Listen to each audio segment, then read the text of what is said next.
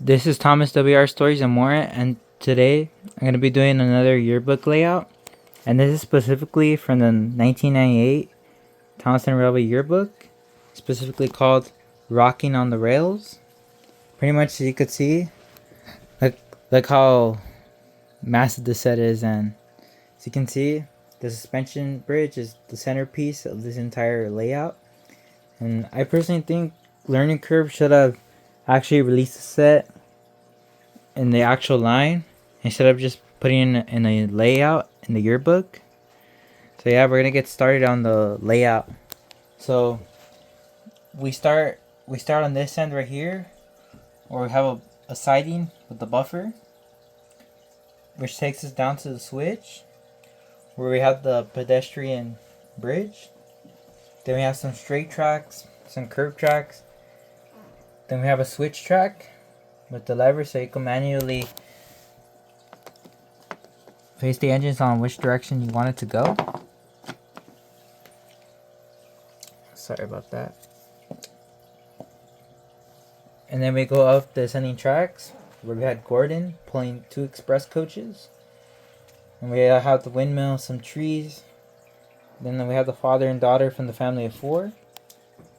Then we have 2 arch viaducts, which go perfectly along with this whole layout. And the way that Learning Curve used the layout, like the arch viaducts and the layout, is pretty genius.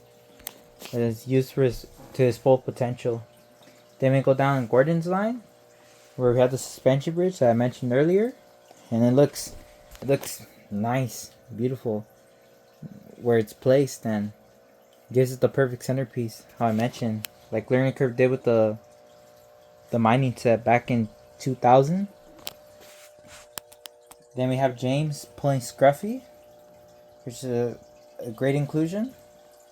Then we have 2 more arch viaducts. As you can see, one is used to its full potential and another one isn't, but it's a good exception considering all the rest are being used to its full potential, so engines could go underneath the arch viaduct. Then we have Duke just going along his way. Then he has some curved tracks, some risers. We have an ascending track, where we have another switch, where we have a T-switch where Thomas is playing Annie and Clarabelle. Then we have a switch on the right. It takes us, if we go down this way, we have some straight tracks, some curved tracks. We have Coldy pulling the caboose. Then we have some more curved tracks that go underneath the arch curved viaduct. That takes us to the switch, to where Oliver is pulling Toad, which go along pretty nice. Then we go down this switch right here. This is the shortcut. So you go underneath the another arch viaduct. We have some straight tracks. It takes us back to the switch. So as you can see, there's 2 ways where the engines could go. Do you want to take the shorter way or the longer way?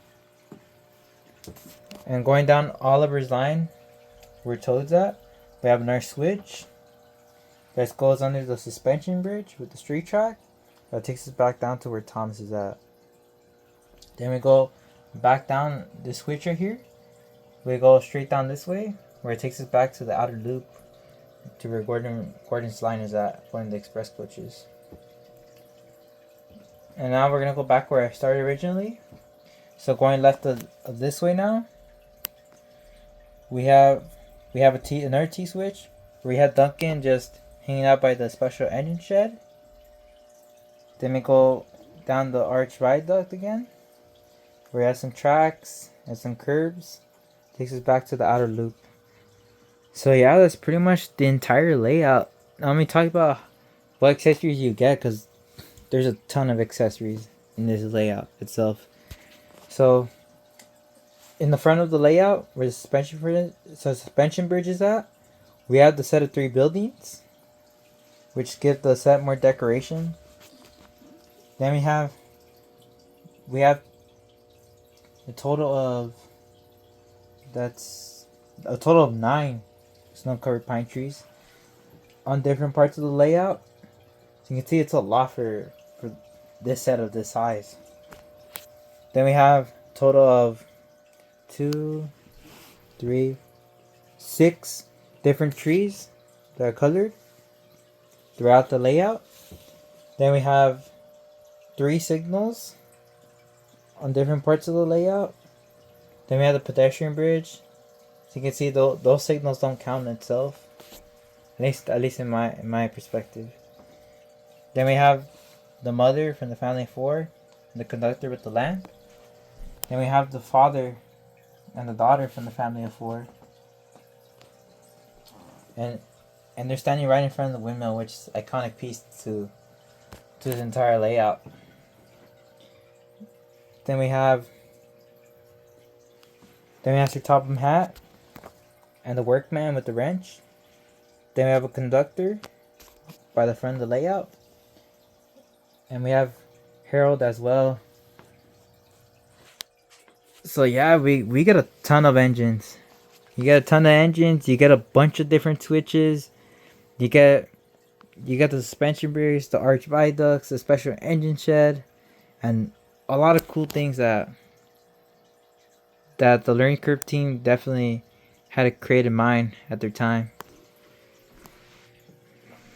But yeah, the only downside of these arch viaducts that the engines, like for example Thomas, when you try to make him go underneath the track, he barely fits through there, which is a big downside. So you can see the engines get stuck. I mean, it's still a pretty genius layout. So I can't say nothing bad about it.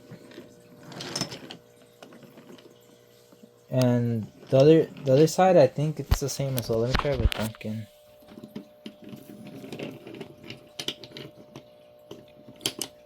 Yeah, maybe if it was like in a straight angle, it'll probably work. Cause that's what I remember when I used to build the other sets before layouts. So yeah, that's gonna conclude the video, and I'll see you on the next video, and I'll continue doing different layouts and remakes.